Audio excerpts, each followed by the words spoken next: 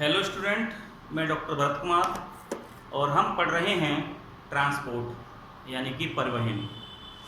परिवहन के अंतर्गत मैंने आपको बताया था कि परिवहन के मार्गों को 4 भागों में बांट दिया गया है। इसमें स्थल परिवहन, इसमें जल परिवहन, वायु परिवहन और पाइपलाइन। तो हम लोग पढ़ रहे हैं स्थल परिवहन के बारे में। कल हम लोग इससे पहले स्थल परिवहन के सड़क मार्ग को पढ़ चुके हैं और आज हम पढ़ेंगे स्थल परिवहन के अंतर्गत आने वाला रेल मार्ग। रेल मार्ग पूरे विश्व का सबसे जरूरी और आवश्यक मार्ग है। पूरे विश्व में सर्वाधिक वस्तुओं का आवागमन इसके माध्यम से होता है। तो अगर हम लोग रेल मार्ग की बात करेंगे तो सबसे पहले जेम्स वाट जो कि इंग्लैंड के रहने वाले हैं, इन्होंने सन 1769 में इंजन का आविष्कार किया था। जेम्स वाट ने सबसे पहले इंग्लैंड में 1769 में इंजन का आविष्कार किया था।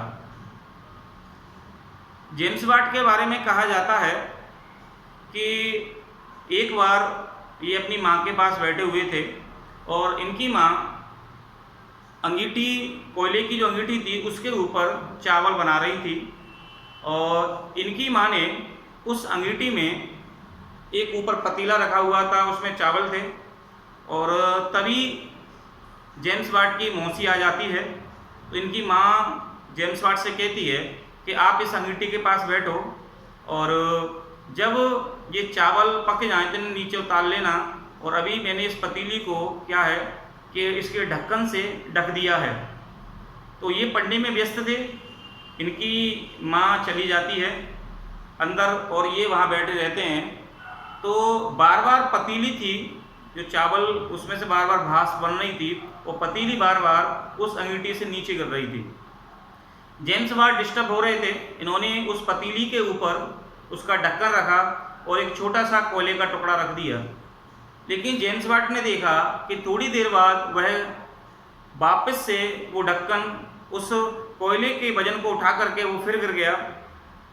जेम्स वाट ने दोबारा उस पर 2 टुकड़े रख दिए कोयले के, लेकिन भाप में प्रेशर होता है, वो फिर वापस गिर गया। इसने तीसरी बार किया और तीसरी बार ज़्यादा कोयला रख दिया। फिर ये देखते हैं कि उसमें ज़्यादा वाष्प बनी और वो वापस से फिर पुनः गिर गया। तो जेम्स वाट के मस्तिष्क में एक क्वेश्चन आया कि क्या ये जो जल से जो वाष्प बन रही है इसमें इतनी ताकत है कि किसी चीज़ को ये धक्का दे सकती है वजन के साथ में।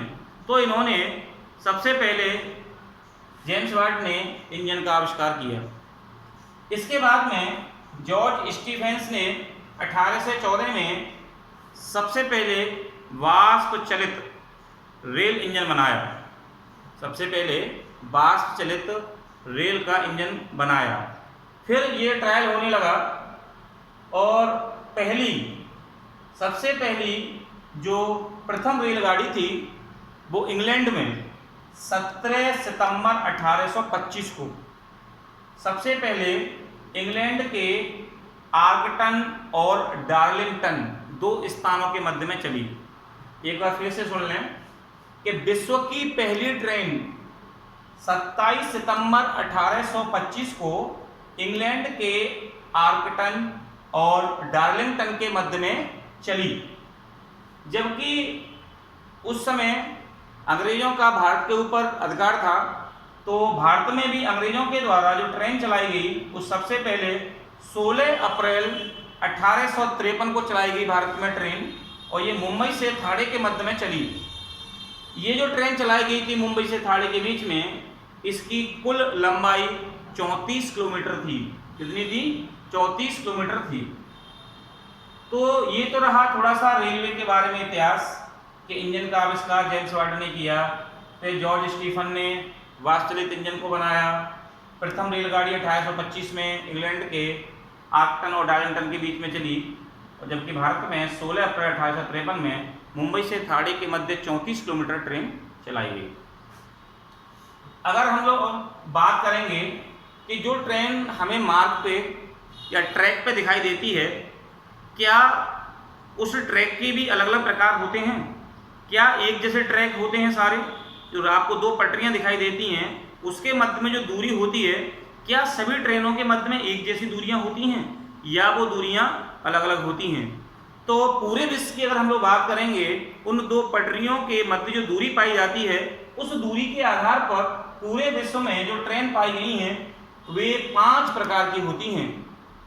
पहली है ब्रॉड गेज या बड़ी लाइन, यानी कि वह लाइन जिसमें दो पटरियों के बीच की चौड़ाई सबसे ज़्यादा होती है, उसे ब्रॉड गेज या बड़ी लाइन कहते हैं।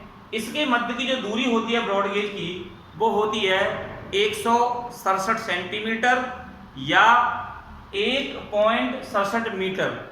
जैसा कि आप जानते हैं कि 1 मीटर में 100 सेंटीमीटर होते हैं, तो चाहे तो आप ये कह सकते हैं कि 167 सेंटीमीटर होती है या 1.67 मीटर होती है। तो सबसे बड़ी लाइन होती है ब्रॉड गेज या बड़ी लाइन होती है। इसके बाद में दूसरी जो लाइन है उसे कहते हैं मानक लाइन। ये जो मानक लाइन होती है, इसके दो पटरियों के बीच की जो दूरी है वो 144 सेंटीमीटर होती है, या हम ये कह सकते हैं कि 1.44 मीटर होती है। लेकिन यहाँ ध्यान देने की बात यह है कि मानक रेल लाइन पूरे विश्व में केवल और केवल इंग्लैंड में चलती है। मानक जो लाइन है वो केवल मानक लाइन इंग्लैंड में देखने को मिलती है, जिसके ऊपर ट्रेन दौड़ती है, वो केवल इंग्लैंड में है और दो पटरियों के मध्य की दूरी है 1.44 मीटर। तीसरी लाइन है जिसको कहते हैं मीटर लाइन। मीटर लाइन नाम से ही पता चल रहा है कि 100 सेंटीमीटर या 1 मीटर, दो पटरियों के मध्य की दूरी 1 मीटर या 100 मीटर जहाँ रखी जाती है उसको मीटर लाइन कहते हैं। इसके बाद में फोर्थ है narrow gauge. Narrow gauge Bharat में भी ये कहीं कहीं पर्वतीय भागों में, मरुस्थलीय क्षेत्रों में या दुर्लभ क्षेत्रों में देखने को मिलती है, जहाँ पर स्पीड गाड़ी की काफ़ी कम रहती है। तो जो नैरो गेज जो लाइन होती है, इसकी जो दो पटरियों के बीच की जो दूरी है वो रखी गई है, वो 0.61 से लेकर के और 0.76 मीटर के बीच में है, या आप ये कह सकते हैं कि 61 से 76 सेंटीमीटर के मध्य दो पटरियों के बीच की दूरी यहाँ रखी जाती है। इसके बाद में 5 है लिफ्ट गेज। कौन सी? Lift gauge. ये सबसे छोटी है। लिफ्ट गेज बहुत ही कम देखने को मिलती है, क्योंकि इसके जो दो पटरियों के मध्य की दूरी है वो केवल 0.61 या 60 के लगभग होती है। 0.60 सेंटीमीटर होती है या 60 सेंटीमीटर के लगभग ही रहती है, और ये सबसे छोटी लाइन होती है जिसको हम कहते हैं लिफ्ट गेज। तो 5 लाइन हो गई जो कि दो पटरियों के चौड़ाई के आधार पर इसको बांट दिया गया है। इसमें ब्रॉड गेज या बड़ी लाइन, मानक line, metre line, narrow gauge और लिफ्ट गेज। अब हम लोग बात करेंगे तो कि पूरे विश्व में जो रेलवे लाइन पाई जाती हैं, कि कौन से देश में रेलवे लाइन ज़्यादा पाई जाती हैं और कौन से देश में रेलवे लाइन कम पाई जाती हैं। तो सबसे पहले तो हम ये समझ लें कि पूरे विश्व में 13 लाख किलोमीटर लंबे रेलवे ट्रैक या मार्ग हैं। पूरे विश्व में 13 लाख किलोमीटर लंबे क्या हैं? रेल मार्ग हैं। अब ये जो रेल मार्ग पाए जाते हैं वो प्रत्येक देश में अलग अलग हैं। इन रेल मार्गों का विकास उन देशों में ज़्यादा हुआ है जो विकसित हैं या विकासशील हैं, या जहां औद्योगिक कार्य ज़्यादा होते हैं। तो यहाँ पर अगर आप लिस्ट में देखेंगे रेलवे लाइन की लंबाई के आधार पर किलोमीटर में, तो नंबर 1 पे है यूएसए। यूएसए में 2,26,932 2,26,932 किलोमीटर लंबे रेल मार्ग पाए जाते हैं। ये पूरे विश्व में सबसे ज़्यादा हैं। अगर आपका कभी क्वेश्चन आपसे पूछ लिया जाए या बोर्ड में आ जाए या यूनिवर्सिटी के एग्जाम में आ जाए कि बताइए सबसे ज़्यादा लंबाई के आधार पर रेल मार्ग कौन से देश में पाए जाते हैं, तो आपका आंसर होगा यूएसए। ठीक है, 2,26,000। सेकेंड नंबर पे है चीन। चीन में भी रेल मार्ग यूएसए के बाद में सर्वाधिक पाए जाते हैं। यहाँ बात करेंगे तो 1,21,000 चीन में जो रेल मार्ग पाए जाते हैं वो 1,21,000 किलोमीटर लंबे हैं, और ये नंबर 2 पे है चीन। नंबर 3 पे बात करेंगे तो रसिया, रूस में 87,157 किलोमीटर लंबे रेल मार्ग हैं।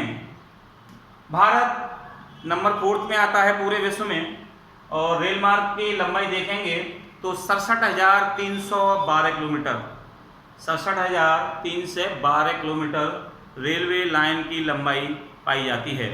वहीं 5th नंबर में देखेंगे तो कनाडा है, जहाँ 46,552 किलोमीटर लंबी रेल लाइन पाई जाती हैं। तो ये है टॉप 5 कंट्री जो कि रेल लाइन जहाँ पे पाई जाती हैं।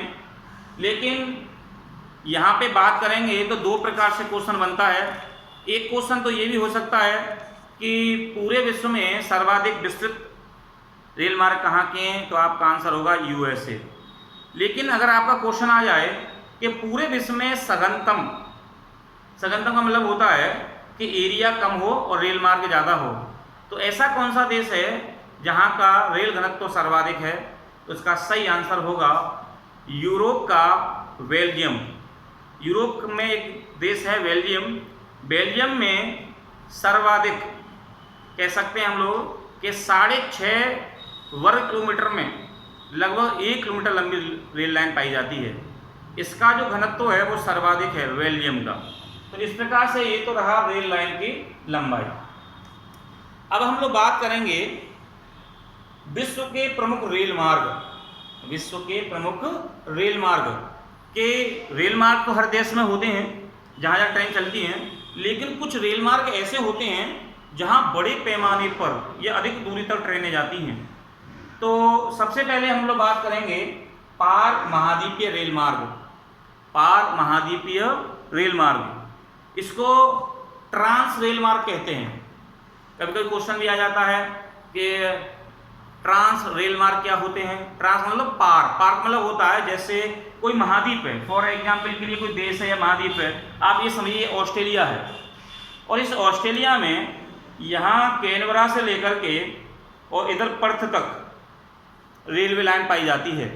अब ये कैनबरा अगर आप देखेंगे तो पूरब में पड़ता है, ऑस्ट्रेलिया के बिल्कुल समुद्र के किनारे है, और ये पश्चिम में पड़ता है। तो पूरब से पश्चिम को पूरे के पूरे ऑस्ट्रेलिया को ये रेल मार्ग जोड़ रहा है, इसको ऑस्ट्रेलियन रेल मार्ग कहते हैं। तो ये जो रेल मार्ग होगा जो ऑस्ट्रेलिया से लेकर के पूरब से पश्चिम को जोड़ेगा, इसको पार कहते हैं। जब किसी देश में या किसी महाद्वीप में एक छोर से दूसरे छोर तक पूरे को आर पार जो मार्ग जोड़ देता है उसको ट्रांस रेल मार्ग या पार महाद्वीप रेल मार्ग कहते हैं। तो ऐसे ही रेल मार्ग कुछ यहाँ दिए गए हैं। जैसे पहला है ट्रांस साइबेरियन रेल मार्ग है, ये पूरे विश्व का सबसे लंबा रेल मार्ग है जो कि रूस में पाया जाता है। बहुत क्वेश्चन आता है कि पूरे विश्व के सबसे लंबे रेल मार्ग का वर्णन कीजिए या सबसे लंबे रेल मार्ग बताइए, तो आपका आंसर होगा ट्रांस साइबेरियन रेल मार्ग जो कि रूस में पड़ता है। इस रेल मार्ग को अगर आप देखेंगे तो इसकी कुल लंबाई है 9,560 किलोमीटर, 9,560 किलोमीटर, और ये दोहरा रेल मार्ग है। दोहरे का मतलब होता है जिस रेल मार्ग में 2 अलग अलग लाइनें डली होती हैं, एक तरफ से ट्रेन आती हैं एक ट्रैक पे और दूसरी पे जाती हैं, तो आने अलग अलग लाइनें जो होती हैं उसको दोहरे मार्ग कहते हैं। तो ये पूरे विश्व का सबसे बड़ा रेल मार्ग है। ये लेनिनग्राड और व्लादिवोस्टोक के क्षेत्रों को जोड़ता है। अगर आप यहाँ देख पाएंगे तो ये रूस का क्षेत्र है ये वाला, और यहाँ इस रूस के क्षेत्र में यहाँ से लेकर के और यहाँ तक ये जो फैला हुआ है लेनिनग्राड से लेकर व्लादिवोस्टोक तक, और ये रेल मार्ग पाया जाता है। अगला इसी में देखेंगे कैनेडियन पैसिफिक मार्ग। कैनेडियन यानी कनाडा, और पैसिफिक कहते हैं प्रशांत महासागर को। तो कनाडा में जो प्रशांत महासागर के एक छोर से लेकर के और दूसरी तरफ जो अटलांटिक का क्षेत्र पाया जाता है, उसके मध्य में जो रेल मार्ग पाया जाता है कनाडा के दोनों छोरों पर, उसे कहते हैं कैनेडियन पैसिफिक रेल मार्ग। इसकी लंबाई है 7,050 किलोमीटर और ये कनाडा के दोनों छोरों को जोड़ता है। तीसरा है ये 3 जो आप मार्ग देख रहे हैं, उत्तरी, मध्य और दक्षिणी, ये तीनों की तीनों USA के हैं। उत्तरी महाद्वीपीय रेल मार्ग, मध्य महाद्वीपीय रेल मार्ग और दक्षिणी महाद्वीपीय रेल मार्ग, तीनों के तीनों USA के हैं। और यहाँ पे अगर हम लोग देखेंगे तो उत्तरी महाद्वीपीय रेल मार्ग ये न्यूयॉर्क से सिएटल न्यूयॉर्क शहर से अमेरिका के और सिएटल को जोड़ता है। इसकी लंबाई है 61 किलोमीटर। मध्य महाद्वीपीय रेल मार्ग ये न्यूयॉर्क से लेकर के सैन फ्रांसिस्को को जोड़ता है, जबकि दक्षिणीय महाद्वीपीय रेल मार्ग न्यूयॉर्क से लेकर के लॉस एंजल्स को जोड़ता है। तो ये तीनों के तीनों यूएसए के हैं। इसके बाद में है ऑस्ट्रेलियन मार्ग। मैं भी आपको वजह से बता चुका हूँ कि सिडनी से लेके पर्थ, ऑस्ट्रेलिया के एक किनारे पर सिडनी है और दूसरे किनारे पर पर्थ है, तो दोनों को जोड़ने वाले जो मार्ग है सिडनी से लेकर पर्थ को ये जोड़ता है। अगला है इसी में ओरिएंट मार्ग। ओरिएंट ये मार्ग है यूरोप में पड़ता है और ये कई छोटे छोटे देशों से होकर गुजरता है, और ओरिएंट मार्ग पेरिस से इस्तांबुल को जोड़ता है। इसके बाद में जो लास्ट है वो है केप काहिरा मार्ग। एक चीज़ यहाँ ध्यान देने की है कि केप काहिरा जो मार्ग है वो इस समय बन रहा है, और जब ये बन के तैयार हो जाएगा तो ये पूरे विश्व का सबसे लंबा रेल मार्ग होगा। क्यों? क्योंकि केप और काहिरा दो नाम हैं। केप केप टाउन जो कि दक्षिण अफ्रीका का दक्षिणतम बिंदु है, और काहिरा मिस्र की राजधानी है। तो केप से लेकर काहिरा कई सारे देशों को जोड़ते हुए आप ये भी कह सकते हैं कि उत्तरी अफ्रीका और दक्षिणी अफ्रीका के जो कंट्री पड़ेंगे वो सारा जो बीच में जो जहाँ ट्रेन गुजरेगी वो सारे कंट्री को जो जोड़ देगा, और ये पूरे विश्व का सबसे लंबा रेल मार्ग होगा केप काहिरा, जो कि अफ्रीका के अंतर्गत आता है। अगर यहाँ हम ग्लोब की बात करेंगे तो अगर आप यहाँ देख पा रहे होंगे, यहाँ गौर से देखेंगे तो यहाँ पे केप है यानी कि केप टाउन है, और अगर हम ऊपर चले जाएंगे तो यहाँ पर अगर हम लोग देखेंगे तो यहाँ पड़ता है काहिरा। तो केप और काहिरा को जोड़ने वाला जो मार्ग है, इन दोनों मार्गों को जोड़ने वाला वो कहलाता है केप काहिरा। और केप जो काहिरा मार्ग है ये बड़े पैमाने पर दोनों देशों को या पूरे महाद्वीप को जोड़ेगा। तो ये रहा आज का हमारा टॉपिक, जिसका नाम है विश्व के रेल मार्ग, और स्थल परिवहन के अंतर्गत ये काफ़ी महत्वपूर्ण भूमिका निभाता है।